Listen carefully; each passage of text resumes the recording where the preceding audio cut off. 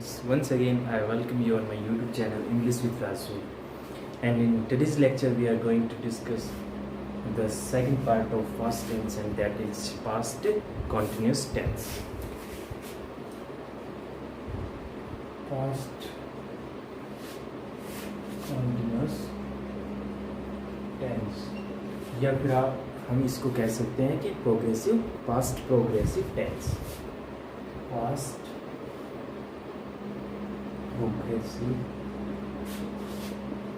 Tense, जैसा कि नाम से ही पता चल रहा है, कंटिन्यूस या फिर प्रोग्रेसिव. ये टेंस एक रनिंग मोड में रहता है, कंटिन्यू रहता है, और पास्ट है, इसका मतलब ये पास्ट में कंप्लीट हो चुका है. यानी पास्ट के किसी भी एक्शन को जो लगातार जारी था उसको दिखाने के लिए हम पास्ट कंटिन्यूस टेंस का प्रयोग करते हैं. जिस तरह से हमने हर एक पार्ट में किया है, उसी तरह से हम भी इसकी आइडेंटिफिकेशन, स्ट्रक्चर और इसके यूज इस वीडियो लेक्चर में पढ़ने वाले हैं. सबसे पहले तो हम बात करते हैं how to identify past continuous tense. How to identify past continuous tense. जो पास्ट कंटिन्यूस को आइडेंटिफाई करने का तरीका है कि हमें कैसे पता चलेगा कि ये पास्ट कंटिन्यूस टेंस है. तो जहाँ तक देवनागरी लिपि की बात है, इसमें आपको हिंदी वाक्य की हिंदी जो सेंटेंस मिलेगा उसके लास्ट में वर्ब होती है. तो वर्ब के लास्ट में आपको अगर वर्ड मिलते हैं रहा, था, रही, थी और रहे थे, अगर ये वर्ड आपको मिलते हैं तो इसका मतलब ये है कि ये पास्ट कंटिन्यूस टेंस है. जहाँ तक इंग्लिश की बात है तो इसके अंदर आपको हेल्पिंग वर्ब और जो मेन वर्ब है वो वोज वर्ड मिलेगी, और मेन वर्ब है वो मिलेगी बी फर्स्ट प्लस आईएनजी. क्योंकि प्रोग्रेसिव है, कंटिन्यू है, तो इसमें हमेशा बी फर्स्ट प्लस आईएनजी, या फिर हम ये कह सकते हैं कि फोर्थ फॉर्म ऑफ वर्ब मिलेगा. अब वोज कहाँ यूज करना है और वर्ब कहाँ यूज करना है. जहाँ तक वोज को यूज करने के बाद हमें ध्यान रखना है फर्स्ट, सेकंड और third person. First person, second person और थर्ड पर्सन. फर्स्ट पर्सन में आई, वी, सेकंड पर्सन में यू, थर्ड पर्सन में दे, ही, सी, इट. तो जहाँ तक वोज का सवाल है, वोज कहाँ यूज होगा? First person singular. First person में सिंगुलर के साथ. सेकंड पर्सन में नहीं होगा, थर्ड पर्सन सिंगुलर और third person singular.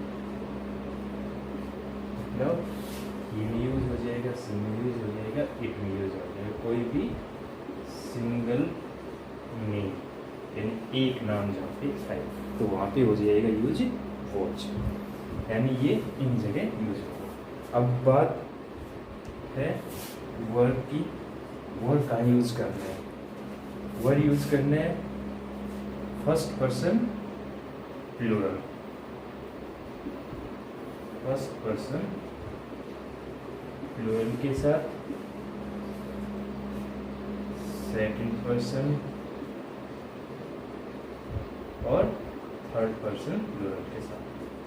Third person plural के साथ यूज करना है. यानी ये कि वोज कहाँ यूज करना है, वर्ब कहाँ यूज करना है. जैसे अगर मैं सेंटेंस लिखता हूँ, I was teaching in the class. यहाँ पे आपको फर्स्ट पर्सन सिंगुलर है तो फर्स्ट पर्सन सिंगुलर के साथ यूज करना है वॉच. अगर आई की जगह में लिखता हूँ you were teaching in the class, you are teaching in the class, तो ये यू सेकंड पर्सन है और सेकंड पर्सन के साथ हमें यूज करना है वर। सेकंड पर्सन ये रहा, इसके साथ यूज करते हैं। तो ये है वर और वोज को यूज करने का तरीका। और हेल्पिंग वर्ब, ये जो मेन वर्ब की बात है वहाँ, ये सभी टेंसेस के अंदर जो कॉन्टिन्यूस हैं, चाहे वो प्रेजेंट हो, चाहे वो पास्ट हो या फिर फ्यूचर कॉन्टिन्यूस हो, सभी कॉन्टिन्यूस टेंस के अंदर यूज होगा वी फर्स्ट प्लस आईएनजी, और we can call it fourth form of the verb. अब इसकी स्ट्रक्चर की बात करते हैं। आइडेंटिफिकेशन के बाद हम बात करते हैं स्ट्रक्चर की, क्या क्या यूज इसमें होगा। अगर अफर्मेटिव सेंटेंस है तो उसके अंदर क्या यूज होगा, अगर सेंटेंस नेगेटिव है तो कैसे यूज होगा, और सेंटेंस अगर इंटरोगेटिव है तो कैसे यूज होगा। यानी अब हम बात करेंगे इसकी structure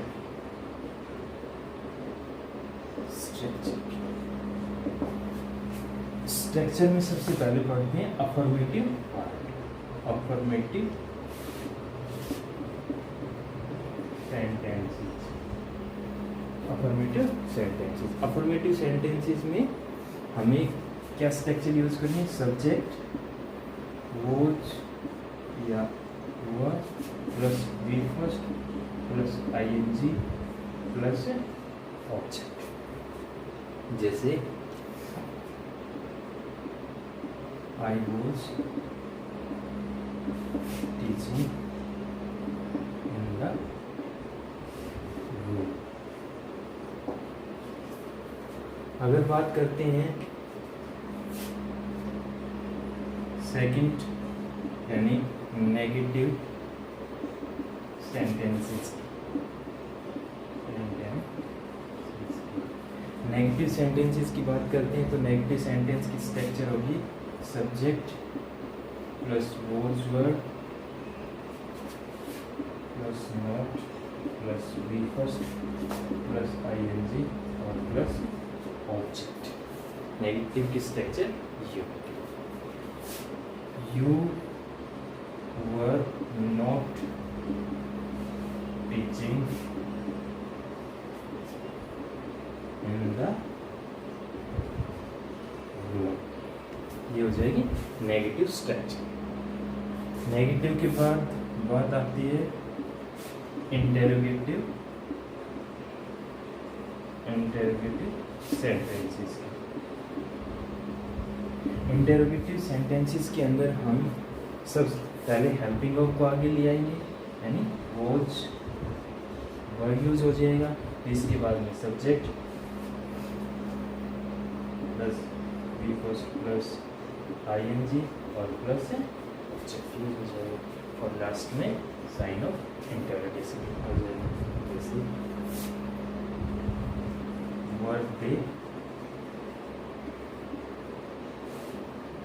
were they learning in the class. अब यहाँ पे वर आ गया क्योंकि ये थर्ड पर्सन प्लूरल है, दे है वो क्या है थर्ड पर्सन प्लूरल, और थर्ड पर्सन प्लूरल के साथ यूज करते हैं हम। तो ये इंटेरोगेटिव सेंटेंस की स्ट्रक्चर। अगर सेंटेंस इंटेरोगेटिव और नेगेटिव दोनों होते हैं, interrogative plus negative, interrogative plus negative दोनों होते हैं, तो स्ट्रक्चर क्या होगी, वोजेंट या फिर वरंट plus subject plus V plus ING और प्लस ऑब्जेक्ट।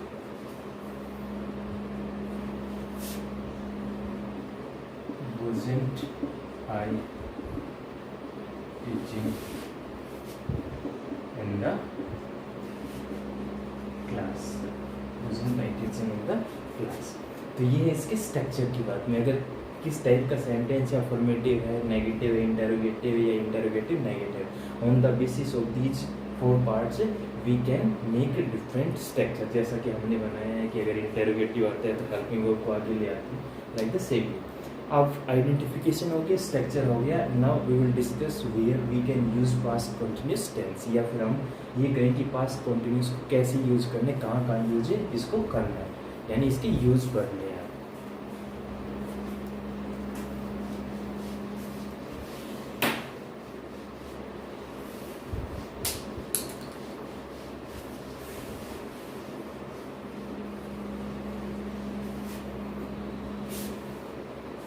पास्ट कॉन्टिन्यूस के यूज कराएंगे, use of past continuous tense, कि कहाँ पे हम पास्ट कॉन्टिन्यूस टेंस को यूज कर सकते हैं। सबसे पहले पास्ट कॉन्टिन्यूस टेंस को यूज करेंगे to show such actions which were going on continuously in the past। उस एक्शन को दिखाने के लिए जो एक्शन पास्ट के अंदर कंटिन्यूसली जारी था, उसके लिए यूज करते हैं पास्ट कंटिन्यूस टेंस। जैसे I was teaching past indefinite tense yesterday at this time, at this time। इस समय पर हम क्या कर रहे थे? I was teaching past indefinite tense। तो उस एक्शन को दिखाने के लिए जो पास्ट के अंदर कंटिन्यूसली जारी था, उसको दिखाने के लिए हम पास्ट कंटिन्यूस टेंस का प्रयोग करते हैं। सेकंड जो सिंपल है, जो हम डायरेक्ट से इनडायरेक्ट चेंज करते हैं, direct to indirect, direct to indirect. तो डायरेक्ट टू इनडायरेक्ट किसमें? जब हम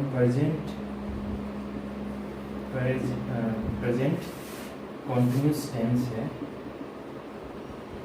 उसको चेंज करेंगे, तो जब नरेशन के अंदर हम प्रेजेंट कंटिन्यूस टेंस है उसको चेंज करते हैं, तो वो किस में चेंज हो जाता है? पास्ट कंटिन्यूस टेंस में यूज हो जाता है, कंटिन्यूस टेंस में चेंज हो जाता है। जैसे मोहन सेठ आई एम गोइंग टू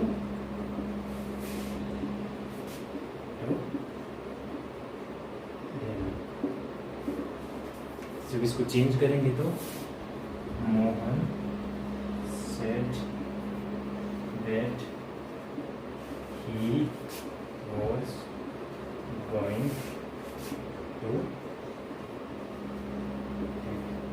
इसको दिखाने के लिए डायरेक्ट से जब इनडायरेक्ट में चेंज करेंगे तो उसके लिए यूज करेंगे हम पास्ट कंटिन्यूस टेंस का।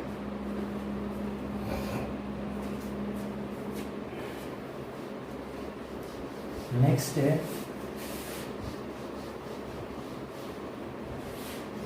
जब पास्ट के अंदर दो एक्शन कंटिन्यूसली जारी हो, साइमल्टेनियसली जो दो एक्शन जारी हो, to show such actions which were going on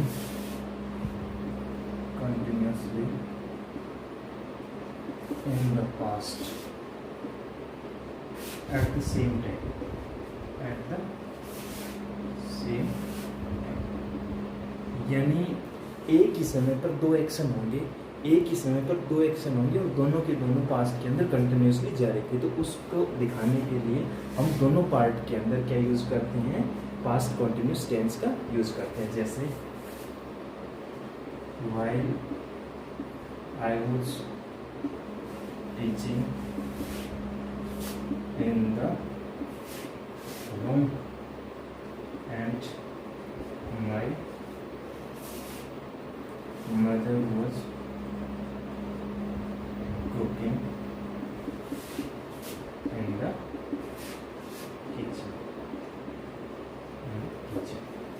दो एक्शन जारी थे पास्ट के अंदर, I was teaching and another was cooking, यानी पास्ट के अंदर दो एक्शन कंटिन्यूसली जारी थे एट द सेम टाइम, समय सेम है लेकिन एक्शन दो जारी है, तो उसको दिखाने के लिए हम क्या यूज़ करते हैं, पास्ट कॉन्टिन्यूस टेंस यूज करते हैं दोनों एक्शंस को दिखाने के लिए, दो लगातार जारी थे साइमल्टेनियसली, एक साथ ही दोनों के दोनों जारी थे।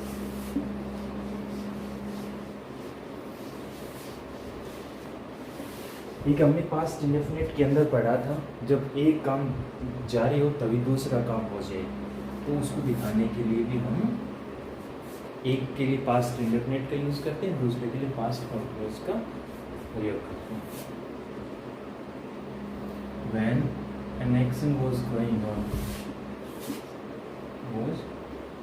when an action was going on in the past continuously, in the past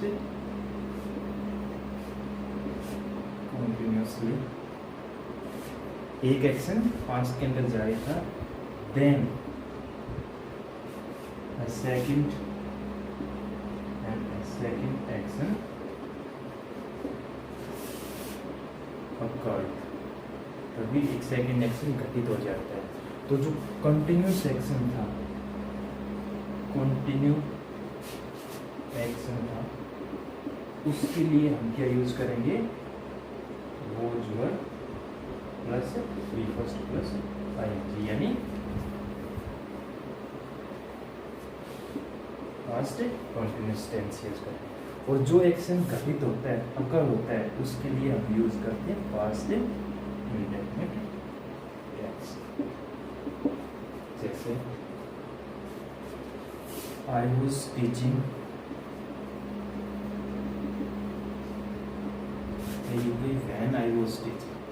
when I was teaching in the room, suddenly my daughter came to me, इसके अंदर जो एक्शन जारी था that was I was teaching, और जो action बाद में घटित होता है that is daughter came। तो इस एक्शन को दिखाने के लिए पास्ट इंडेफिनिट यूज हो रहा है, और जो एक्शन कंटिन्यू जारी था उसके लिए past continuous. That's all in past continuous tense. Next video के अंदर हम अगले टेंस के साथ मिलेंगे, तब तक keep practising and thanks for joining.